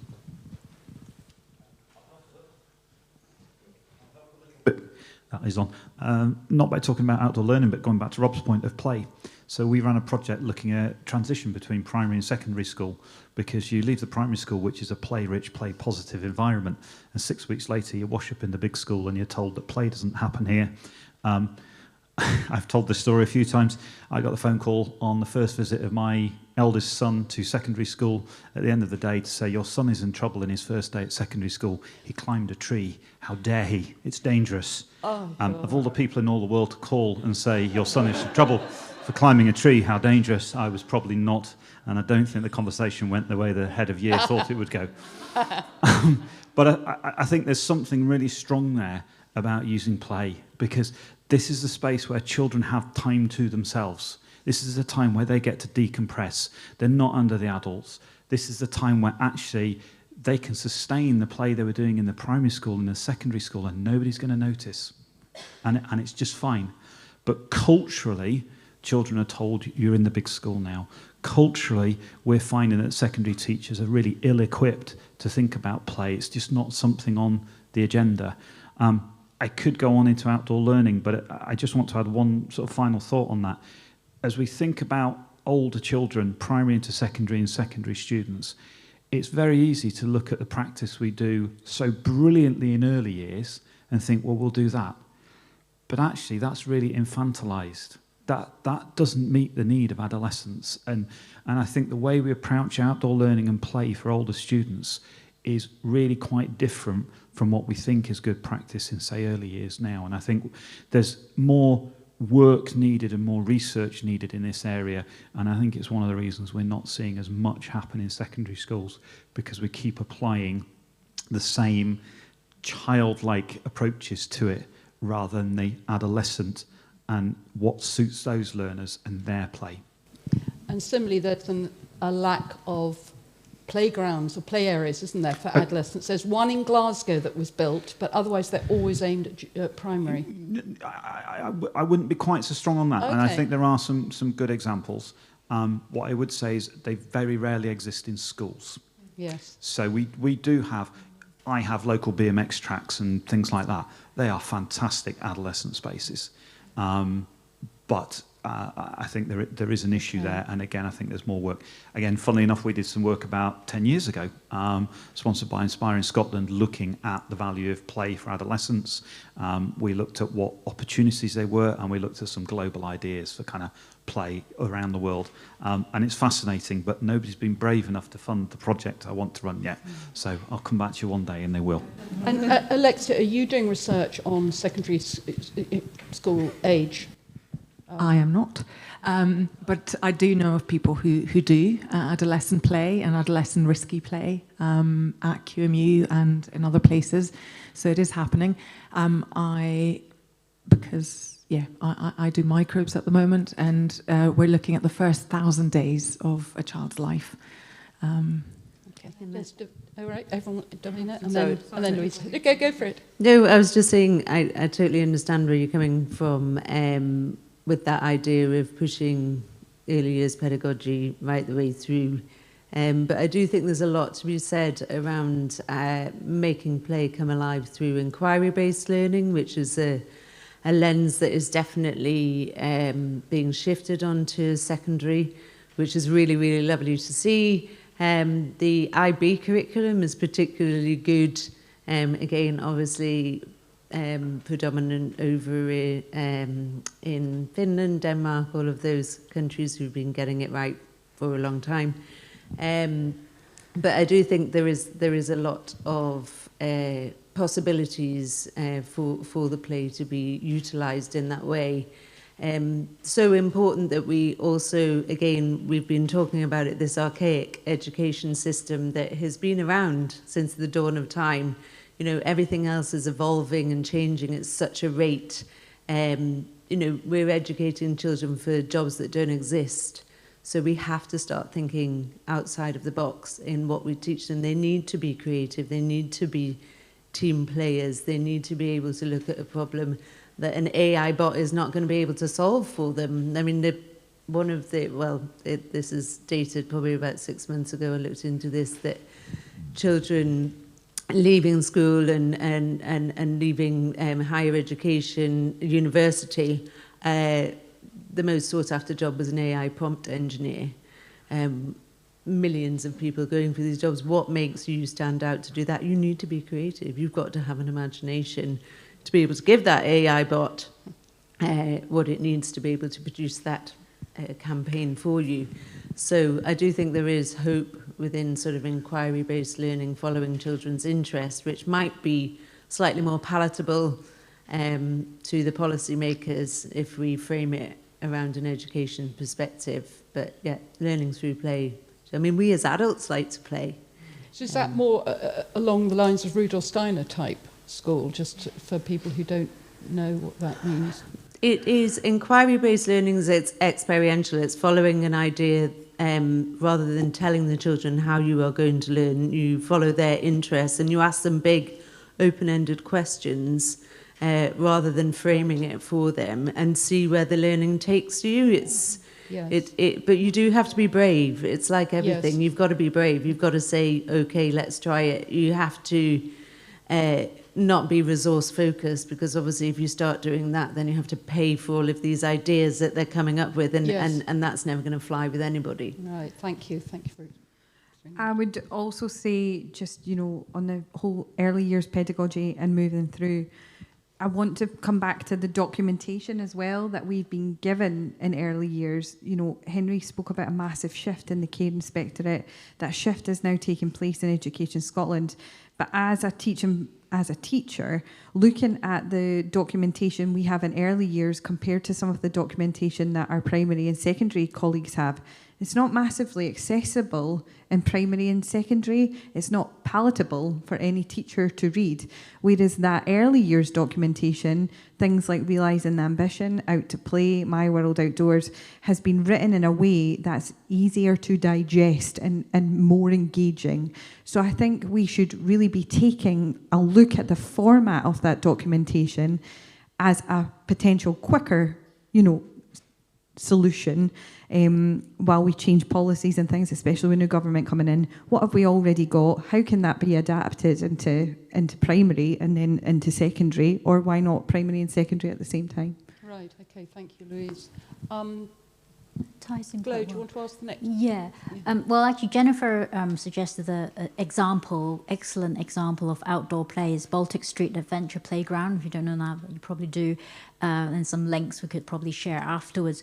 A question that actually links with what you just said from Zara about teacher upskilling, which has been highlighted earlier as being very important. But how do you see that? What does it look like at a national level, the training of teachers? I would completely agree again with Matt that a lot of our teachers have been in the sector for a long period of time and have perhaps not done training for 10, 15 years. Again, early years practitioners are registered by the SSSC. The SSSC seem to be bringing in more nurture, play-based, nature-focused resources. I would call on the GTCS to perhaps have a look at that as well. Education Scotland to get on board, and also look at all the specialists that are in this room on outdoor education. And we come from private companies, we come from independent schools, we come from social enterprises, charities. I think it's time that local government perhaps started pulling on the expertise that they have around instead of trying to reinvent the wheel. So, so many of us do so much work, and it's really lightning to hear what Matt was saying about the working party and one of the proposals coming together to try and weave us all in together to offer that directory, if you like, of support. But I think Queen Margaret University have already started doing it. There are many other universities that take on other aspects of a Froebelian approach at Edinburgh University, etc. So I don't see why each university can't start now with their teachers. But I also think getting everybody on board, our pupil support assistants really need to be on board with that as well, because sometimes they're the ones that are on the ground supporting these children who aren't coping in classrooms. Thank you. Just a call again to say universities design courses, of course, but they get accredited by the GTCS, the General Teaching Council. So going back to the beginning, you were saying the older people who haven't had any, do you think they should have sort of top up? I think, refresher courses compulsory. That absolutely, they should absolutely, every 5 years. I think early years practitioners and teachers need to do a certain amount of CPD time. And actually, is it the case that maybe we shouldn't be looking at a wise person told me that outdoor learning is outdoor learning, but actually what we're doing is changing in the learning environment for a child. And so perhaps those teachers should be looking at the types of environments that we are learning in, because outdoor learning is often perceived as we're going to take them down the woods, we're going to take them down the beach, but actually it's what can you do in your playground just now? And if Carol was here, this is what she'd be saying. Yes. What can you do right now? What does that look like? And given lots of practical examples. And I think that needs to be put through a national CPD. And if that's the GTCS as well as the SSSE, then that's what needs to happen. And also Qualifications Scotland, 100%. There's been a massive review on their qualifications. Whether I was kind of involved in that, I'm not convinced it's going to change much, to be honest. But I think drawing on the specialists that you have in the industry is a really important thing. Thank you. The other thing I think, which is a document that is coming, the last one I saw as a draft, was obviously within the curriculum for excellence, having those benchmarks and outcomes that you have for every other subject. That a teacher can walk in and somebody can say they're at first level, they're doing X, Y, and Z of literacy, maths, or whatever subject that you are covering to teach. There isn't that for outdoor learning, and there should be. Yes. There should be the bare bones, there should be the benchmarks, there should be the ideas available for teachers to have. I know it's coming, but I've also heard that the curriculum for excellence is going to change. So, and a new curriculum is coming in, so... Excellent, good to know, good to know. I've got a question at the back there. So, first of all, my English is not that good. I'm Brazilian, so I will try to express my feelings here. So I studied art, so I'm an art teacher in Brazil. I didn't teach that much I wanted, but anyway, the subject really interested me. And how can I feel that I listen from you here in this city, that you were surrounded of nature and beauty, that it's an opportunity, that workshop for the rest of UK, yeah? But of course, when he said that the teachers need to be taught, but not only to be taught how to deal with children in the environment, but how teachers feel, how they would put in the nature, as the amazing professor did with the professor, go to the beach and say, look at that, and how do you feel about it? When you see just clouds, sky, sea, sand, and stone, you have this free spirit, free space to think about yourself.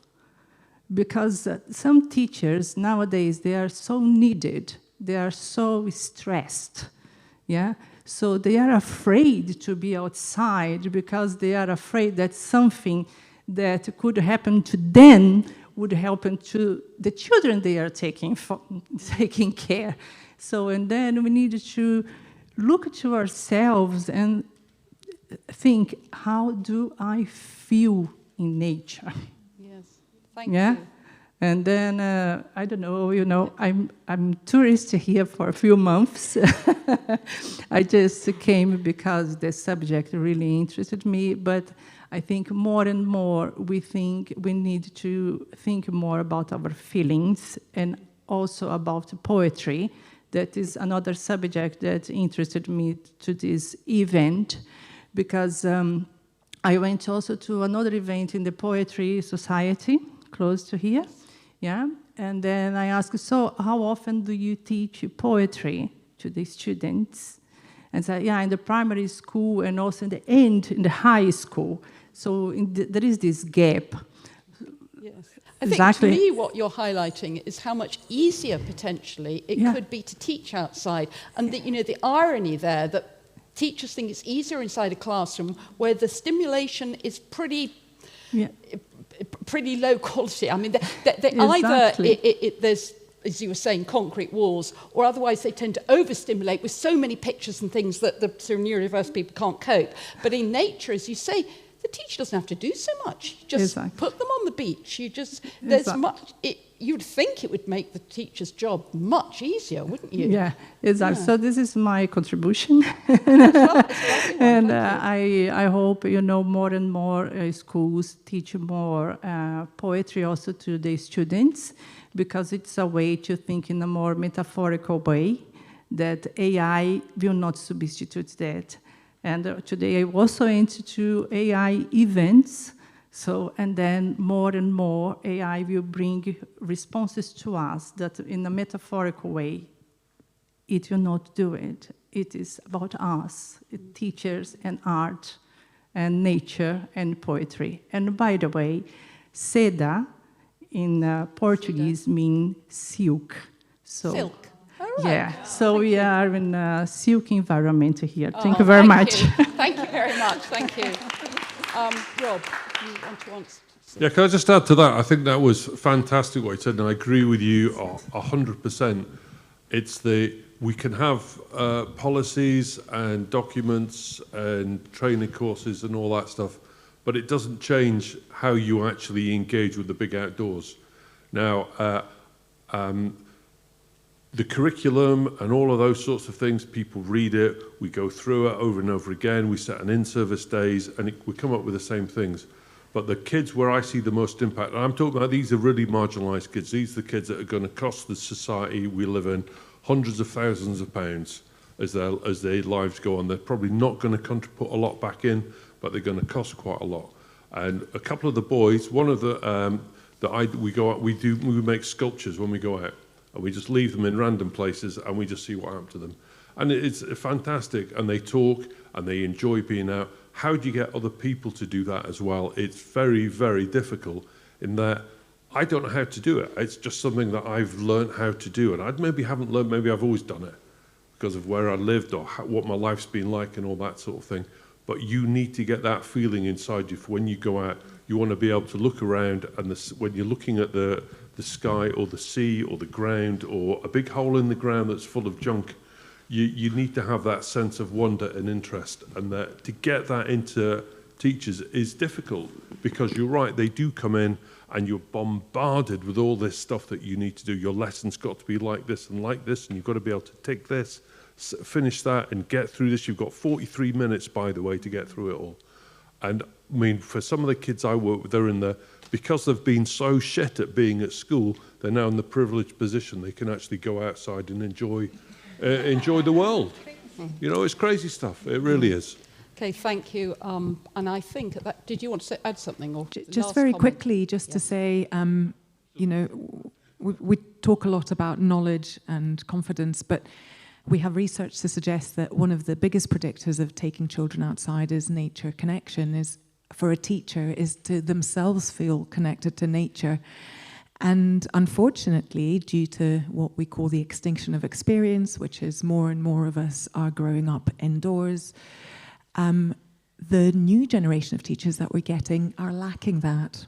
They haven't had that experience. So we need to teach them from the beginning. Oh, that is this is tragic, isn't it? an oak. Yeah. This is, it's incredible. So. And I did wonder, Rob, when you were saying that, I was looking, thinking you're the same generation as me, and we were the ones that were allowed to be free and wander free. And so, yes, the younger teachers, I did wonder, and you've just confirmed it. So we need to consider, how do we have this de-extinction of experience, starting from our children and our young people who will become teachers in 10, 15 years themselves. Yes. Gosh. Okay, well, I think we have to end it there. But I think, Louise's point about that councils should be consulting, well, I think just you, 5, Matt, you can join in, if you go as, an evangelical group to try and convert every council, I'm sure you'd do it. Don't often listen. Right, okay, well, we'll have a word with them about that. Okay, well, I think that now we are at very well on time, and I want everyone to have a chance to have a bit of food and drink, so we will end it there, and I would, so my thanks, first of all, to the sponsors. So it's the EU Horizon Europe Granular Project have financed the fact that that everyone's come for free and that we've got this wonderful venue, Augustine United Church. To the Open University of Scotland for sponsoring the poem, Cemgon Connect for the film, which will be shown again now, but as I say, watch it at home. To our fantastic panellists, to Louise, Davina, Alexia, Rob, and Joe, thank you very, very much for giving us your time and all your wonderful passion. And Matt as a sort of stand-in for Carol, thank you as well for doing that. To the only artist still left in the room, to the poet, Sophie Cooke, for your beautiful poem. And thank you all for coming, and to those online who have come, thank you very much. And now I'll just do my quick sort of, next slide, please. No, if we could have, yes, so the next SEDA land event is in the autumn, and it's about local value chains. And I did want to bring that in, but I didn't want to dominate the questions. But yes, how, if we take food, it's the easy example. If food is grown locally, distributed locally, sold locally, and it's all within the community, you start valuing it in a way. And there's quite a nice quote actually by Edinburgh, which I was going to read if sort of it came up. But if children don't grow up knowing about nature and appreciating it, they will not understand it. And if they don't understand it, they won't protect it. And if they don't protect it, who will? And I would say that also, you know, in the food context, if you know where it's grown, your uncle delivered it to the market, and your neighbour at school's, your dad did the sorting of the potatoes, whatever it is, I think if you value it, then you don't waste it, and you actually start understanding things like the nutritional value and things. And I think the same can be said for a lot of different products that we get from rural Scotland. So that's what that's about. Well, no, it's a bit more complicated, but I won't go into that now. Next one, please. So this is another autumn event. This is the SEDA conference, and this is 3 days of a mixture of hands-on workshops of things like, I'm not quite sure if dry stone walling is one of them, but building things with mud, so mud comes back into it. So if you want to get all your microbiome, if you're not getting them on a daily basis, come to our conference. And there's also a day of talks, and I'll just highlight one. Tim Ingold, anthropologist, chair of the social anthropology at the University of Aberdeen, known for his work on environmental perception, language, technology, art, ecology, and human-animal relations. So I think is somebody really worth getting to listen to.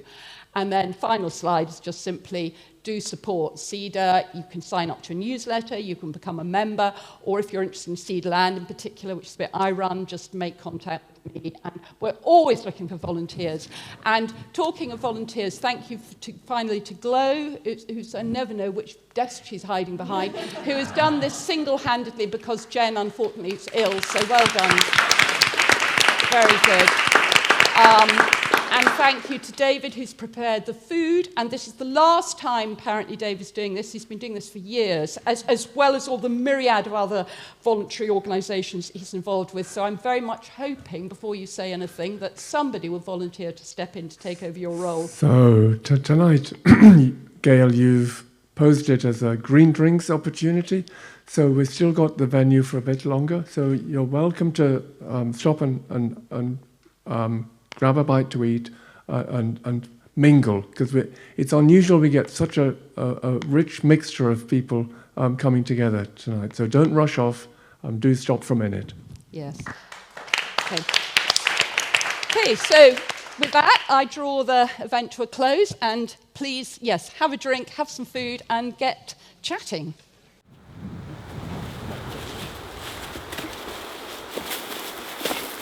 Yeah.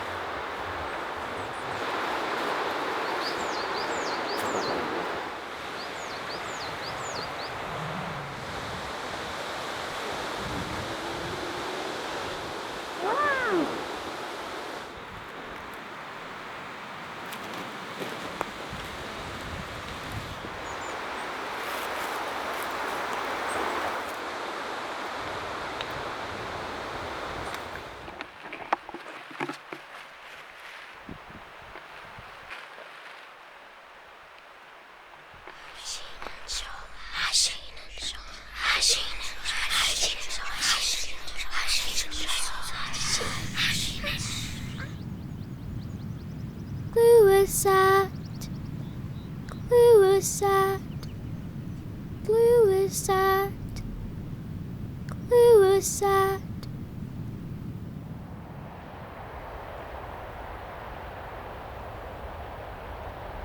Akume, akumek, akumek, akumek.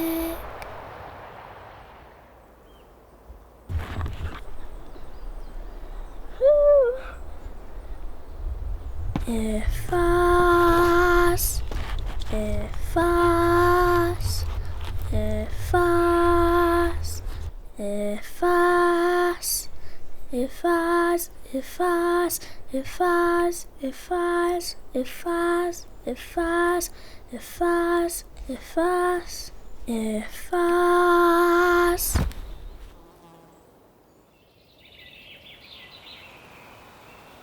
Esru, esru,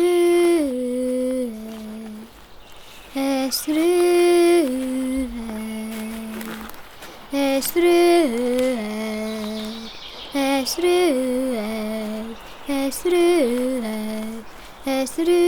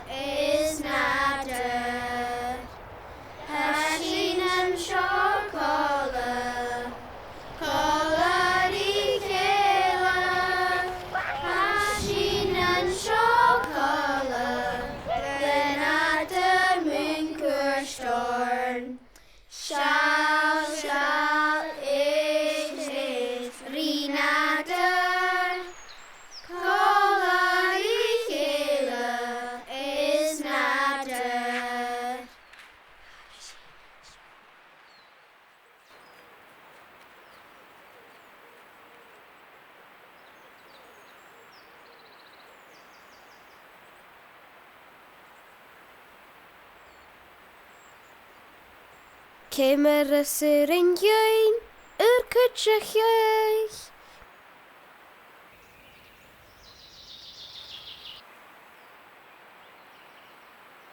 Jé a hanach tú.